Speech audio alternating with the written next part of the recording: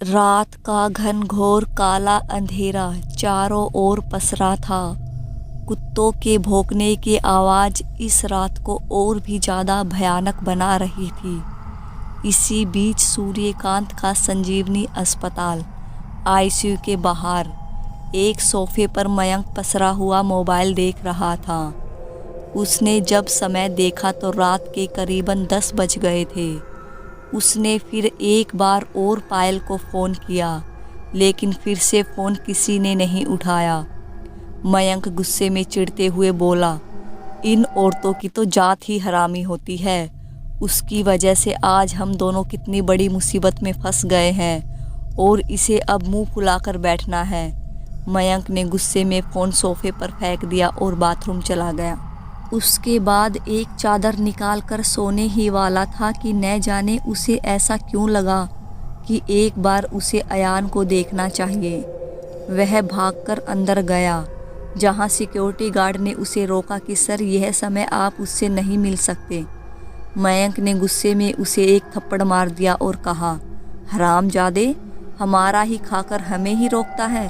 अब से तेरा मालिक मैं हूँ, सुना तूने? उस आदमी ने हाथ जोड़ दिए। मयंक उसे गुस्से में घूरते हुए आईसीयू की ओर बढ़ा और अयान के सामने जाकर खड़ा हो गया। वह अब भी किसी मुर्दे की तरह लेटा हुआ था, पूरा पेट खुला हुआ था, बस सर्जिकल स्टेपलर की मदद से जुड़ा हुआ था। मयंक को अब न जाने क्यों उस पर तरस आ रहा था।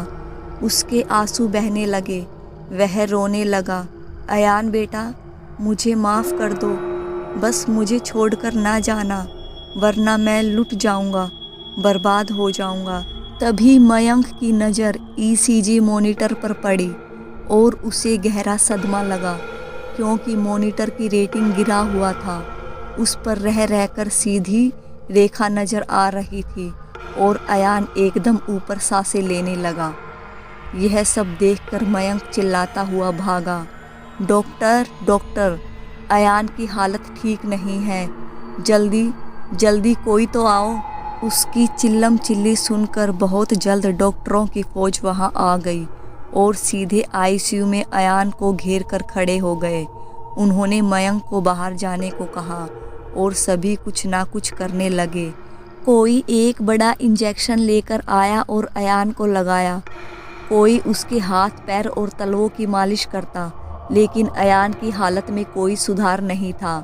वह अब भी गहरी सांसें ले रहा था और अब तो ईसीजी मॉनिटर लगभग हमेशा ही सीधी रेखा दिखाने लगा था।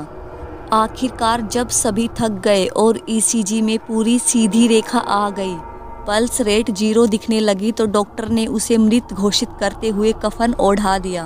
बाहर मयंक बड़ी बेचैनी से चहलकदमी कर रहा था। तभी वह डॉक्टर बाहर आया।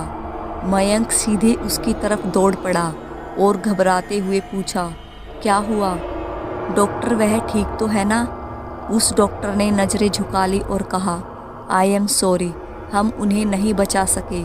यह सुनकर मयंक को गहरा सदमा लगा। उसने गुस्से में उस डॉक्टर का ही कॉलर पकड़ लिया। क्या बोला बे? उसे नहीं बचा सके मतलब क्या? किस बात की सैलरी देते हैं हम तुम्हें? वह डॉक्टर भी अब मयंक पर बिगड़ते हुए बोला, तुम्हारी हिम्मत भी कैसे हुई मेरा कॉलर पकड़ने की, साले विश्वासघाती इंसान। 3 दिन नहीं हुए हैं अपने बड़े भाई की मौत को और उसके बच्चे की ये हालत कर दी। जिस थाली में खाते हो उसी में छेद करते हो। उसने गुस्से में फ़ोन निकाला और किसी को फ़ोन लगाने लगा। मयंक ने गुस्से में कहा, ये किसको फ़ोन लगा रहा है? उस डॉक्टर ने कहा, थोड़ी देर के लिए दौलत की चमक ने मुझे अंधा बना दिया था। मैं अपने ही मालिक से गद्दारी करने जा रहा था, लेकिन अब नहीं। मैं पुलिस को फ़ोन लगा रहा हूँ और उनको मैं सब कुछ सच बता दूंगा। मैं तुझे सज़ा दिलवा के रहूँगा। तभी सामने से किसी ने फ़ोन उठाते हुए कहा, हेलो पुलिस स्टेशन। वह डॉक्टर बात करने ही वाला था कि उसकी ज़ोरदार चीख निकल गई और फ़ोन हाथ से छूट गया। उसे उसके सर में बहुत तेज़ दर्द होने लगा। उसने जैसे ही अपने सर को हाथ लगाया, उसका हाथ खून से सन गया। जब उसने पीछे मुड़कर देखा तो मयंक एक विशालकाय फूलदान लिए खड़ा था। उसने गुस्से में गालियां देते हुए कहा, साला हरामखोर, 2 कौड़ी का डॉक्टर मुझे जेल भेजेगा, और उसे मार डाला। उसके बाद सीधे पार्किंग की ओर भागा और गाड़ी स्टार्ट करके घर की ओर दौड़ पड़ा। वह रास्ते भर पायल को फ़ोन पे फ़ोन किए जा रहा था, लेकिन वह फ़ोन नहीं उठा रही थी। मयंक उसे गंदी गंदी गालियाँ दे रहा था और अंत में वह आखिरकार अपने घर में पहुंच गया। वह गाड़ी पार्क करके जैसे ही घर में पहुंचा, सामने का दरवाज़ा बंद था। वह लगातार बेल बजाए जा रहा था, चिल्लाए जा रहा था, लेकिन कोई दरवाज़ा नहीं खोल रहा था। मयंक का गुस्सा अब 7वें आसमान पर था। उसने गुस्से में अपना मोबाइल दीवार पर दे मारा और दरवाजे पर ज़ोर ज़ोर से लात मारने लगा। तभी उसे याद आया कि यदि आसपास वाले जाग गए तो क्या होगा। उसे तो पायल को लेकर चुपके से अभी के अभी कहीं दूर भाग जाना था। पुलिस वाले अब तक उसकी तलाश में निकल चुके होंगे। ऐसा ख्याल आते ही वह खामोश हो गया। उसने चारों ओर नज़र दौड़ाई। जब उसे सन्नाटे के अलावा कुछ नज़र नहीं आया तो उसने एक राहत की सांस ली। वह पूरे बंगले के इर्द गिर्द घूमने लगा और उसे अंदर जाने का एक रास्ता दिख गया। वह जल्दी से पास वाले नारियल के पेड़ पर चढ़ा और वहां से सीधा बालकनी में कूद गया। वहां का दरवाज़ा आज बंद नहीं था। मयंक जैसे ही घर में दाखिल हुआ, वह गुस्से से पायल को ढूंढ रहा था। वह उसे अच्छा सबक सिखाता, पर पहले उसे लेकर कहीं दूर भागना था। वह जल्दी जल्दी पूरे घर में ढूंढ रहा था। पायल, पायल कहाँ हो तुम? अब तो मयंक को भी चिंता होने लगी कि इतनी रात गए पायल उसे बिना बताए कहाँ जा सकती है। तभी उसे ड्रिल मशीन चलाने की आवाज़ आने लगी। वह चौकन्ना हो गया। इतनी रात गए उस घर में कौन ड्रिल मशीन चला रहा होगा? कहीं वो कोई चोर तो नहीं जो लॉकर तोड़ने की कोशिश कर रहा हो? यह आवाज़ ऊपर सूर्यकांत के कमरे से आ रही थी। मयंक ने वह पिस्तौल थाम ली जिसे उसने सूर्यकांत से छीना था और अनलॉक करके दबे पांव सूर्यकांत के कमरे की ओर बढ़ने लगा।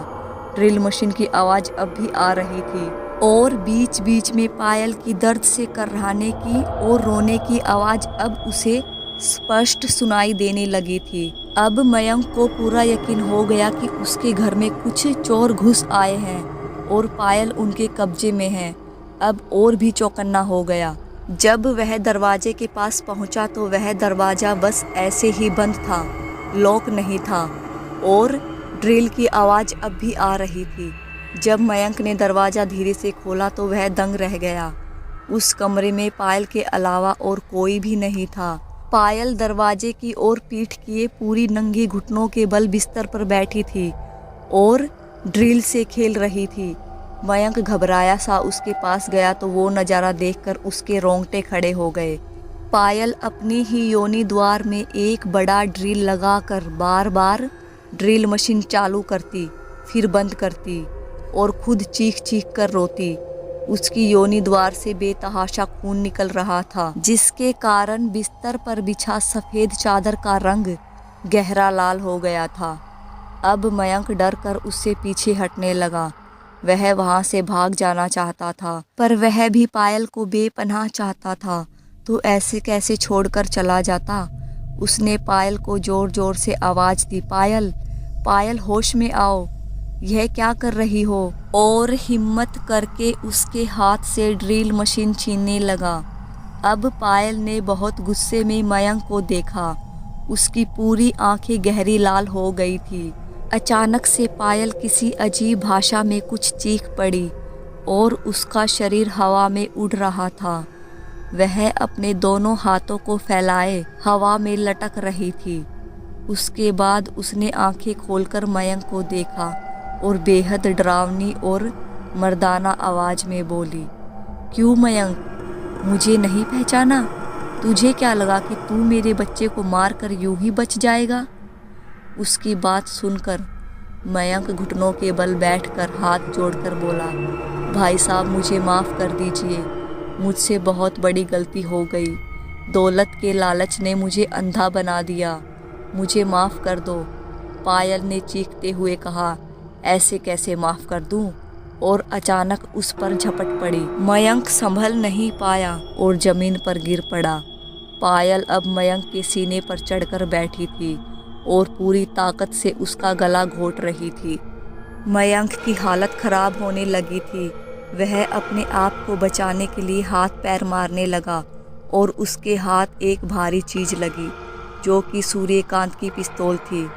उसने उसके हैंडल से पायल के सिर पर मारा, जिससे वह थोड़ी देर के लिए होश में आई और मयंक ने एक झटके में उसे धक्का देकर गिरा दिया और उठने लगा। वह खांसता हुआ उठा और सांस लेने की कोशिश कर रहा था कि अचानक पायल ने फिर से उस पर झपटा मारा और मयंक बिस्तर पर गिर पड़ा।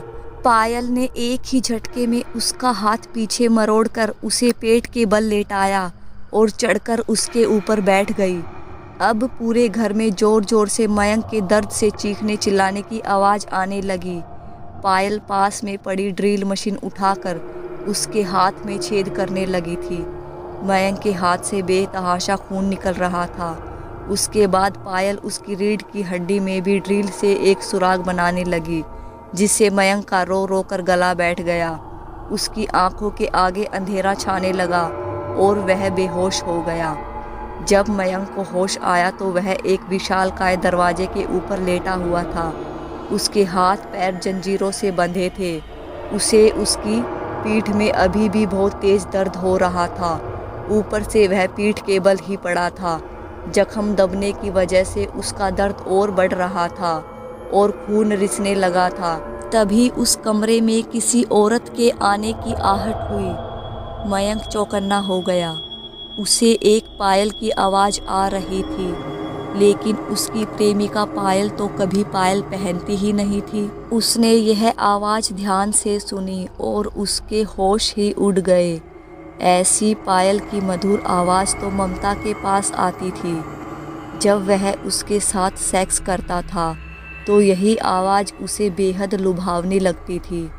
तभी उसके सामने उसकी प्रेमिका पायल प्रकट हो गई। उसने ही ममता की पायल पहनी हुई थी। वह हंसते हुए बोली, इस पायल की मधुर झनकार याद है ना मयंक? और अब उसका चेहरा बदलने लगा। वह पायल से ममता की तरह दिखने लगी थी। मयंक का तो अब डर के मारे बुरा हाल था।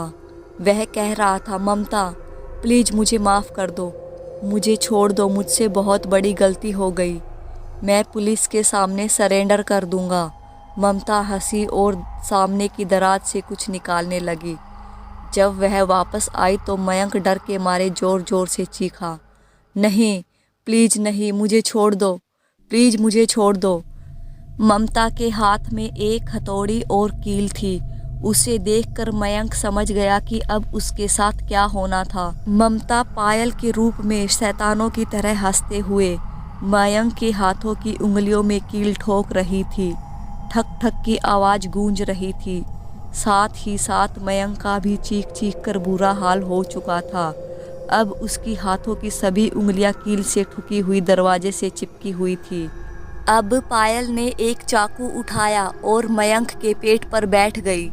उसके बाद उसने उस धारदार चाकू से मयंक को गोद डाला। मयंक की चीख पुकार सुनकर बहुत पहले ही आसपास वाले लोग जमा हो चुके थे। उनमें से किसी ने पुलिस को सूचना दे दी थी। पुलिस की गाड़ी सायरन बजाते हुए आ गई। वहाँ से 7-8 पुलिस वाले उतरे और वक्त की नजाकत को देखते हुए तुरंत बंदूक थाम ली। जब वो सभी दरवाज़ा तोड़कर सहमे कदमों से अंदर पहुँचे तो सामने का खौफनाक नज़ारा देखकर उनकी भी रूह कांप उठी। उनके सामने मयंक की लाश बड़ी बुरी हालत में छत बिछत पड़ी थी और उसके ऊपर पायल बैठकर उसका दिल निकालकर खा रही थी। वह उस हालत में किसी जंगली जानवर की तरह घुर्रा रही थी। अचानक सभी को देखकर इतनी जोर से चीखी कि सभी को अपने कान बंद करने पड़े। उसके बाद उसका शरीर ऐसे तड़पने लगा मानो बिना पानी की मछली। सभी पुलिस वाले यह नज़ारा देखकर जड़ हो गए थे।